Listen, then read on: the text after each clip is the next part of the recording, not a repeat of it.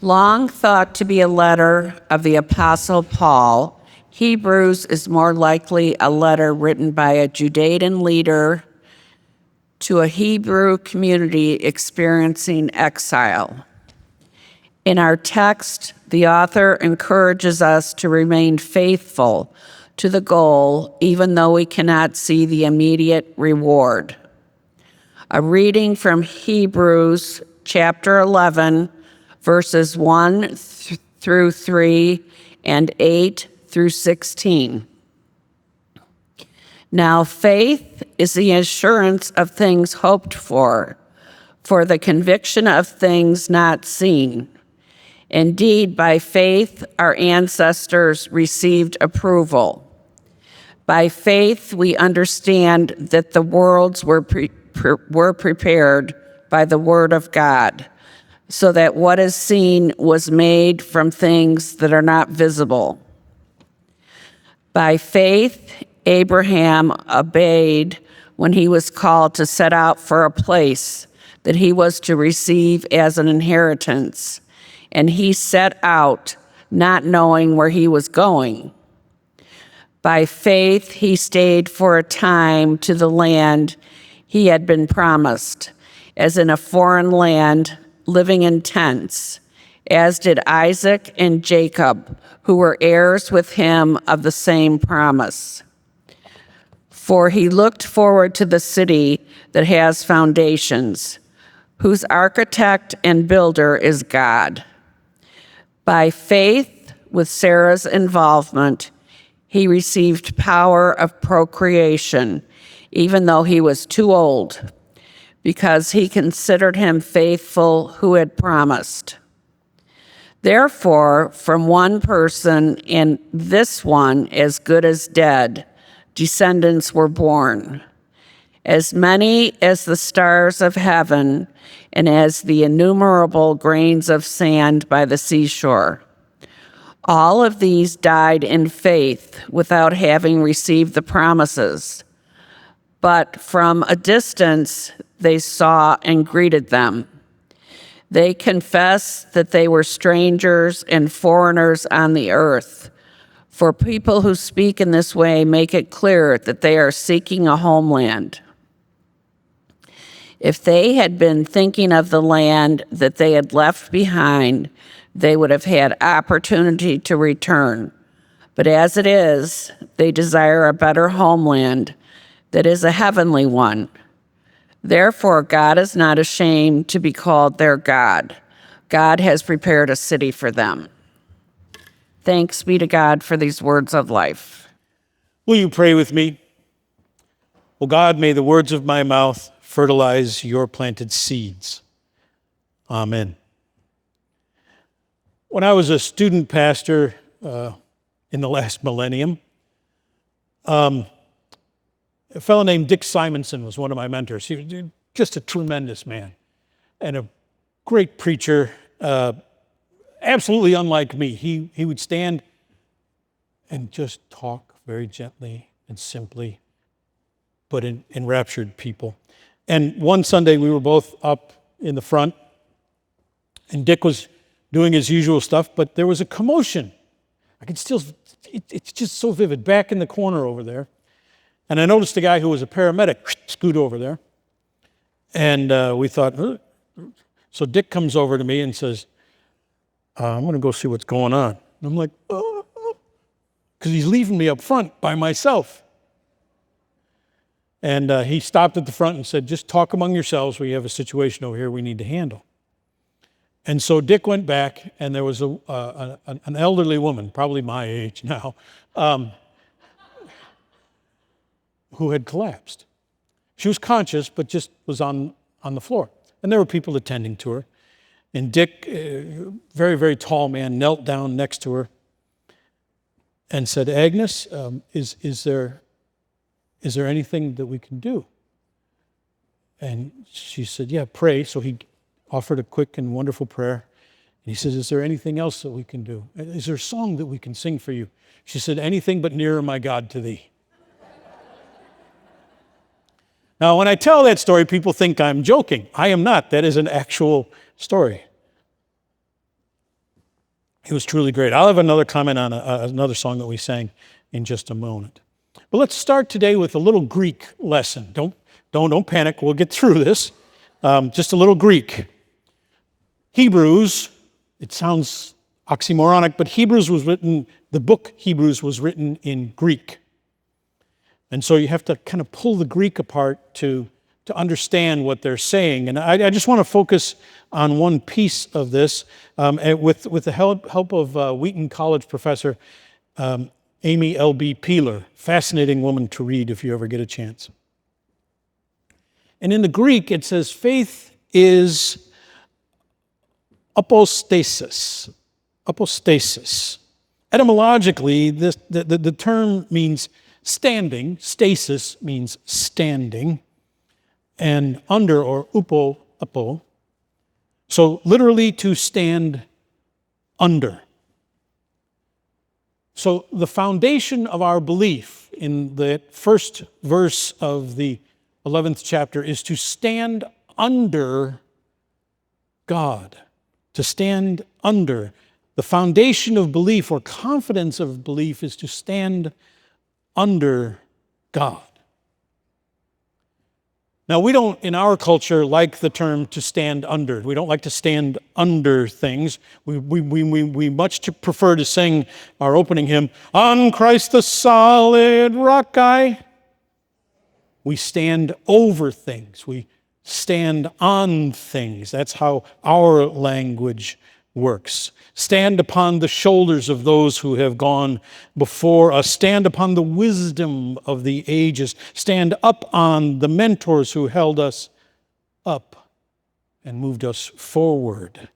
To stand under is different and powerful. To be under the umbrella of God. To have the protection of God. To be strengthened by the grace of God, the wisdom and the courage of God, to be under God. To stand under, to be under God, is to have God as the principal inspiration of our lives. Now, the most common way that we use this stand under term in our lives is a phrase that we recited since childhood. Some of you will know it immediately. It actually comes from the 1890s. That's where its genesis was. But in 1954, a phrase was added. This, of course, is the Pledge of Allegiance. And the phrase under God was added to the Pledge of Allegiance. It's been added to 4 or 5 times in its first century. And this was some 50 years after this first pledge was written up in a children's magazine. So in the depth of the Cold War, my parents had to relearn the pledge. And I was a Boy Scout, as were my brothers, and my father joined in because he had to do something with his children. And so we would, of course, at the beginning of all of our Boy Scout meetings, say the Pledge of Allegiance. And I remember my father standing there and watching him as he had to kind of reset his brain because it had changed from when he learned the pledge as a child. The phrase under God is meant that the state, the nation that we live under has the moral strength, clarity, and courage of the guidance of God. That's what it means to be under God. God is to be the principal inspiration of our lives. You see how that works now? I think it's kind of beautiful. And our flag pledge parrots the author of Hebrews. We are to live under the moral strength and courage of God. Hebrews 1:11, faith is the assurance of things hoped for, the conviction of things unseen. Now, you've probably heard that. You've probably seen it on a little plaque, or it pops up occasionally in one of your feeds. It's really catchy. It's a great way to get attached to the book of Hebrews. Faith is the assurance of things hoped for, the conviction of things unseen. And in the text, we're offered 2 examples of this faith, what it might look for to be that kind of a courageous, faithed person. Both of them relate to Abraham. Now, some of us grew up singing, Father Abraham had many children. I am one of them, right? Did anybody sing that? Okay. No, you didn't? Well, we'll have a session afterward and we can teach it to you. But Abraham was promised a land by God. Old Testament, one of the progenitors of our faith and indeed other faiths, was Abraham. And Abraham and Sarah, Abraham's principal spouse, were promised a land. And they wanted to go to that land. And so Abraham packed up all of his possessions, all of his slaves, all of his cattle, all of his sheep, all of his possessions, and started moving about in tents, looking for this promised land. And he lived from tent to tent to tent. And a couple of times he denied his wife because he was afraid for his life. That's always a great plan, isn't it? And he struggled. He struggled because he never got to the land. And as the author of Hebrews tells us, even with this promise, he never made it. He died never seeing this promised land. But as the author reminds us, bigger is the issue that he always remained faithful. He always held that hope that he was a person of steadfastness with his God. He was under the umbrella of God and filled with love as he moved through his life. He remained faithful, and he always acted in hope. And if Abraham can do it, says the author of Hebrews, we can do it. Now, Abraham had a wife. They were originally Abram and Sarah, and now they became Abraham and Sarah. And when you read the book of Hebrews, the Greek gets a little weird on us when they start talking about Sarah. And if you can read it both ways, either Abraham was faithful or Sarah was faithful. And I prefer to read it as Sarah was faithful. And here's the story, because you may not be aware of it. If you don't know Father Abraham, you're probably not aware of this one either. Abraham and Sarah were promised that their descendants would be as many as the... Oh, so some of you are biblical scholars. Thank you. As the stars in the sky or the sand on the beach or in the desert. Now imagine if your descendants were as many as the stars in the sky or of the sand pebbles. And that you had the vision that one day your family would be that huge, ginormous, beyond belief, yes? Generations after generations after generations. How many tents would you need? You'd probably be kicked out of your health plan. But Sarah and Abraham grew old. They grew very old. And there were no children of Sarah and Abraham. And at one point, through concubinage, Abraham had a son named Ishmael. And we have a lot of stories around that particular noise. But then when they were very old, they could not have children. Do you understand what we're talking about here? They were old. It didn't work anymore. And then they were visited by the oaks of Mamre, by visitors who were angels of God. And Abraham recognized these were angels of God and said to his wife Sarah, Sarah, go prepare food for these persons who are visiting with us. And so she scampered off and went into the tent to prepare the food. And these precocious visitors, these people of God, show up and say, Abraham, you are going to have a child. You and your spouse, you and Sarah are going to have a child. It will be with her as it is in the way of women. Now, imagine your grandparents, and they go to the doctor And the doctor says, I don't know how this happened, but you're going to have a child. Now, I don't know what your grandmother would do, but my grandmother would have done what Sarah did. She would burst out laughing. That is the most ridiculous thing, crazy thing I have ever heard in my life. Yes? But yet it happened. Remember, the promise of God was that the descendants will be as many as the stars and the innumerable. So it has to start somewhere. And so in this ridiculous way, Abraham and Sarah are pregnant and they have a son. And they name that son Isaac. And do you know what the word Isaac means? Child of laughter. Isn't that wonderful? So they have this son who becomes the progenitor of the whole of our faith.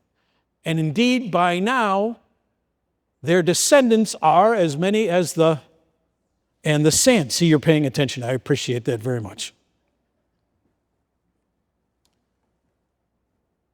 Abraham died, as did Sarah, never having seen the plenitude of children. Yet they lived their life in faith and hope and joy because they were people of God. They had hope. Sarah and Abraham saw Isaac and knew that he was the seed of the galaxy of children and families. And here's the confession at the center of our Hebrews text. We won't see the results of our dearest dreams and desires. We will only see the beginnings of them. Our labors may not produce results. We may not get to the promised land just like Abraham. Dr. Martin Luther King Jr. said, "We got some difficult days ahead," one of his greatest speeches. If you haven't seen the video of it, look it up. King was speaking to an overflowing crowd in Memphis, Tennessee on April 3rd in 1968. And there, the city's sanitation workers were the ones that were on strike. I was in Nepal one time when there was a garbage strike. Pay your sanitation workers, because if it doesn't get picked up, it doesn't go well. So the sanitation workers went on strike, and everybody started to notice, but they were fighting back and forth and back and forth. And up in that congregation, King stood and said, we've got some difficult days ahead, but it really doesn't matter with me now, because I've been to the mountaintop. I've seen the promised land. I may not get there with you, but I want you to know tonight that we as a people will get to the promised land. Do you hear Abraham? We're going to get there. I may not get there with you, but we're going to get there. In less than 24 hours after that speech, where King lifted those prophetic words, he was assassinated. You see, people, we live in the shade of King's vision. While imperfect, we are more equal, more open, more faithful, more hopeful today than ever before. The work goes on. The work of faith is living in hope. Rebecca Solnit, in her wonderful book, Hope in the Dark, writes that hope is not a lottery ticket you can sit on the sofa and clutch feeling lucky. It's an axe you break down doors in an emergency. Hope should shove you out the door because it will take everything you have to steer the way of the future away from endless war, from the annihilation of Earth's treasures and the grinding down of the poor and marginal. To hope, says Solnit, is to give yourself to the future, and that commitment to the future is what makes the present inhabitable. Get shoved out the doors. Be faithful. Live in hope. Verse 1. Faith is the assurance of things hoped for, the conviction of things unseen. Convict. When I was studying for this, that word convict just kept jumping out at me again and again and again. What would it mean to be a convict? It's something that you wear for the whole of your life. So friends, let's get convicted. Let's get convicted of being so hopeful, so future-focused, so joyful that we are convicted of hope, that we are convicts of hope. Live so that others will see hope in you. They'll look at you and go, ooh, there's a hopeful person. I need that.